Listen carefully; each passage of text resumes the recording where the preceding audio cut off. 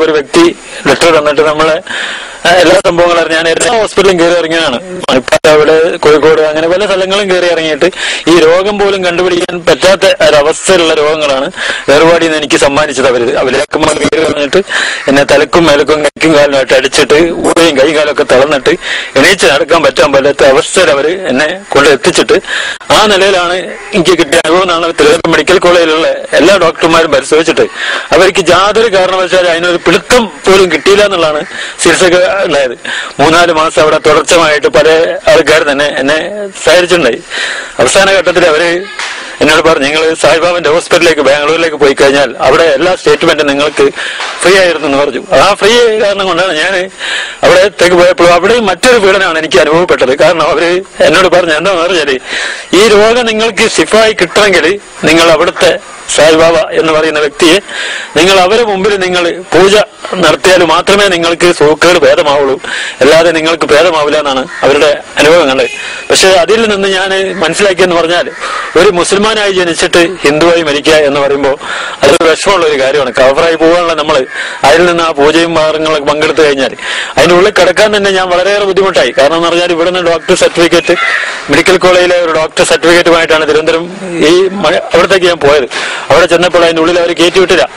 അവരെന്നോട് പറഞ്ഞത് ഒരു വ്യക്തി വേണമെന്നാണ് പറഞ്ഞത്. ഒരു വ്യക്തിനെ കൊണ്ടുപോയി അവിടെ നമ്മളെ കണ്ടർമെന്റിലെ ഒരു വ്യക്തിയെ ഒരു പള്ളിയിൽ നിന്ന് കൂട്ടിക്കൊണ്ട് അയാളെ സാക്ഷി മനാണ് ഞാൻ അവിടെ ഒപ്പിട്ട് അതിനുള്ളിൽ കയറിയിട്ട് അവർ പറഞ്ഞത് 3 മണി വരെ ഒരു പൂജാമുറിയിൽ കൊണ്ട് ഇരുത്തി. പൂജാമുറി എന്ന് എനിക്ക് അറിയില്ലായിരുന്നു, കാരണം 4 ഭാഗത്തും സ്ക്രീൻ ഇട്ടുണ്ടായിരുന്നു. ഈ 4 ഭാഗത്തും സ്ക്രീൻ ഇട്ടായിരുന്ന ആ മുറിക്കകത്താണ് എന്നെ ഒരു കൊണ്ടുയിരുത്തിയത്. അവിടെ നോക്കിയപ്പോൾ എന്താണ്, 3 മണിക്ക് ഒരു ഡോക്ടർ വന്നിട്ട് ഈ സ്ക്രീൻ അങ്ങോട്ട് വലിച്ചപ്പോൾ ഈ സായിബാബിന്റെ ഫോട്ടോമാണ് എന്റെ മുമ്പിൽ കാണുന്നത്.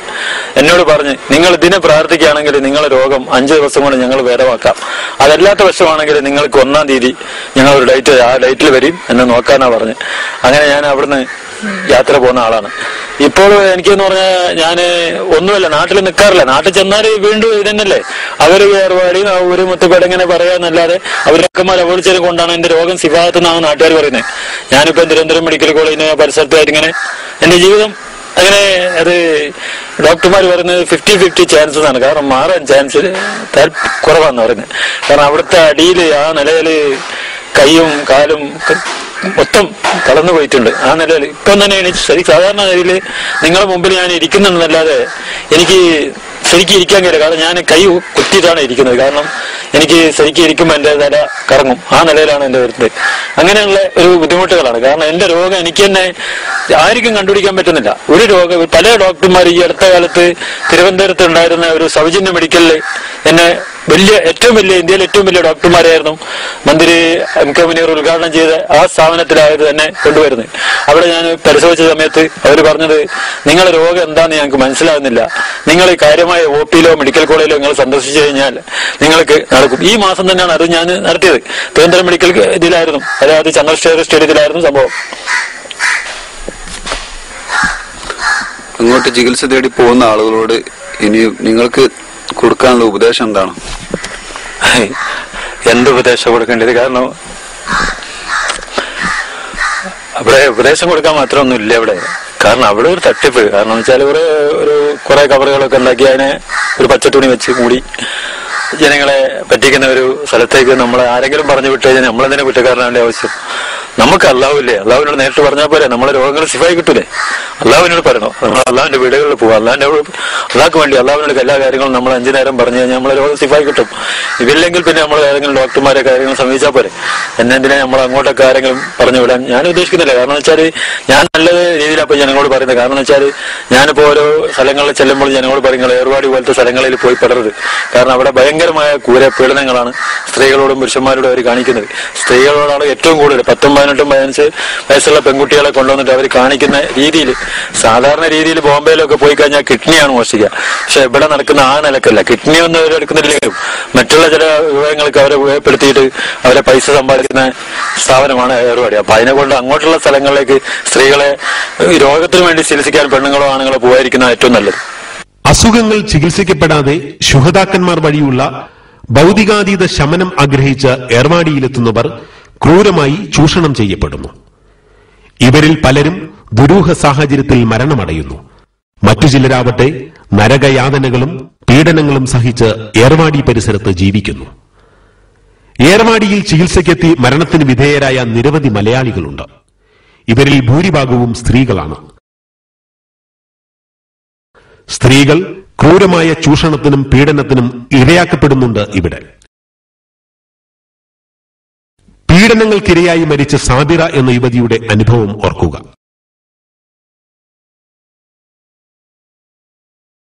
ഇങ്ങനെ എത്രയെത്ര സംഭവങ്ങൾ. പലതും പുറം ലോകം അറിയുന്നില്ല. ഏർവാടിയുടെ ഭക്തന്മാരും അതിന്റെ ഗുണഭോക്താക്കളും അടങ്ങിയ തൽപരകക്ഷികൾ പല സംഭവങ്ങളും പുറത്തുവരാതെ മറച്ചുവെക്കുന്നു. ചികിത്സയുടെ പേരിൽ ചൂഷണത്തിനും മരണത്തിനും വിധേയമാക്കപ്പെടുന്നവർക്ക് എന്ത് സംഭവിക്കുന്നുവെന്ന് പുറം ലോകം അറിയാതിരിക്കുവാൻ ഇവർ ഒത്തൊരുമിച്ച് പ്രവർത്തിക്കുന്നു. മാനസികവും ശാരീരികവുമായ രോഗങ്ങൾക്ക് ചികിത്സയ്ക്കായി എത്തുന്ന സ്ത്രീകളെ ലൈംഗിക വ്യാപാരത്തിനും അനാശാസ്യ പ്രവർത്തനങ്ങൾക്കുമായി ഉപയോഗിക്കപ്പെടുന്നുണ്ട്. കാലിൽ ചങ്ങലക്കിട്ടും തൂണുകളിൽ ബന്ധിച്ചു കിടക്കുന്ന രോഗികൾ. അവരിൽ പലരും മാസങ്ങളും വർഷങ്ങളുമായി ഈ അവസ്ഥയിൽ കഴിയുന്നവരാണ്. മാനസിക രോഗികൾ എന്ന പേരിൽ ജീവിതത്തിൽ നിന്ന് പുറന്തള്ളപ്പെട്ട ഹതഭാഗ്യർ. ഇവർ ഏർവാടിയിലെ ചികിത്സാ കേന്ദ്രങ്ങളിൽ ക്രൂരമായി പീഡിപ്പിക്കപ്പെടുന്നു. എന്നാൽ ഈ പീഡനങ്ങളും ക്രൂരതകളും ആത്മീയ ചികിത്സയുടെ പേരിൽ ന്യായീകരിക്കപ്പെടുകയാണ് കുബൂരിപക്ഷത്ത്. കിരാതവും ക്രൂരവുമായ പീഡനങ്ങളെ ഇവർ ഭംഗിവാക്കുകൾ കൊണ്ട് ന്യായീകരിക്കുന്നു. ചികിത്സയുടെ മറവിലുള്ള തട്ടിപ്പുകളെയും ക്രൂരതകളെയും ദിവ്യവൽക്കരിക്കുന്നു. മഹത്തായ സംഭവങ്ങളെന്നോ ദിവ്യത്വവും ആത്മീയതയും നിറഞ്ഞു കവിയുന്ന കാര്യങ്ങളെന്നോ ഇത്തരം നീചവൃത്തികളെ ഇവർ ന്യായീകരിക്കുന്നു. എല്ലാ വാതിലുകളും അടയുമ്പോൾ അവസാനമാണ് രോഗികൾ ഏർവാടിയിലെത്തുന്നത്. എല്ലാ മാനസികാരോഗ്യ കേന്ദ്രങ്ങളിലും കാണിച്ചിട്ടുണ്ടാകും. ഇന്ത്യയിലെ ഒന്നാംകിട മനോരോഗ വിദഗ്ധനെ കാണിച്ചിട്ട് സുഖമാകാത്ത ഒരാൾ ഇവിടെ വന്നു സുഖപ്പെട്ടതായി പറഞ്ഞു.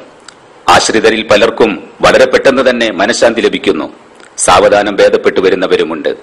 ഈ മണൽപ്പരപ്പ് മനസ്സുകൾക്ക് ശാന്തി പ്രദാനം ചെയ്യുന്നു. അടുത്തറിയുന്നവർക്കൊക്കെ ആശ്ചര്യം. സൈക്യാട്രിസ്റ്റുകൾ പലരും ആദ്യം വിമർശിക്കുന്നു. സത്യം ബോധ്യപ്പെടുമ്പോൾ അത്ഭുത സ്തബ്ധരാകുന്നു. മനസ്സുപോലെ നിഗൂഢമായ മാനസികാരോഗ്യ കേന്ദ്രത്തെ അവർ അംഗീകരിക്കുന്നു. എല്ലാവരും സമ്മതിച്ചു, രോഗം മാനസികമാണ്.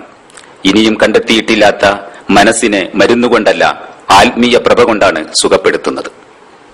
ലോകത്തെ ഏറ്റവും വലിയ മാനസികാരോഗ്യ കേന്ദ്രങ്ങളിൽ ഒന്നാകാം ഏർവാടി. ആത്മീയ പരിചരണ രീതി മറ്റു മാനസികാരോഗ്യ കേന്ദ്രങ്ങളിൽ നിന്ന് ഏർവാടിയെ വേർതിരിച്ചു നിർത്തുന്നു. അശരണരുടെ ആശാകേന്ദ്രമാണ് ഇവിടം.